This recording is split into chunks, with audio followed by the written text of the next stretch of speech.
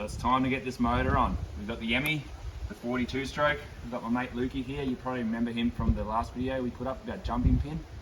So she's a bit heavy, this old girl, so it's going to take a two-man lift and we'll get it on, and yeah, let's see how she goes, eh?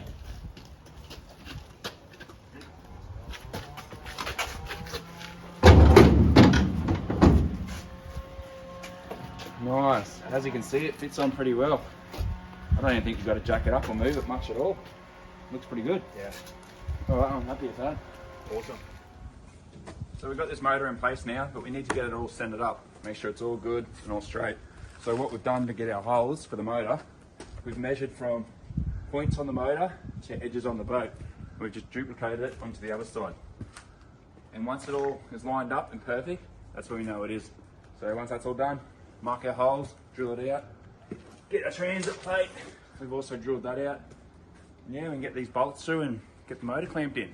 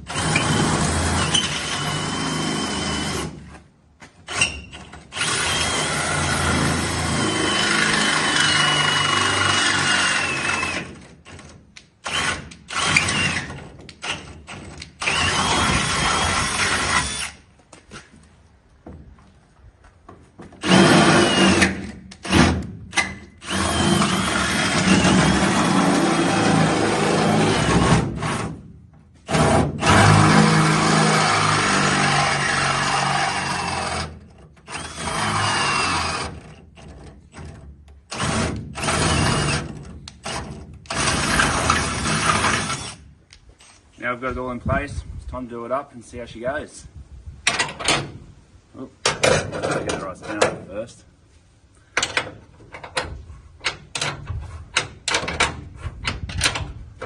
So we'll just get it nice and snug first, and then we'll go through and measure it all up again. Make sure it's all nice and plumb, and then we'll go through and give it a real good crank.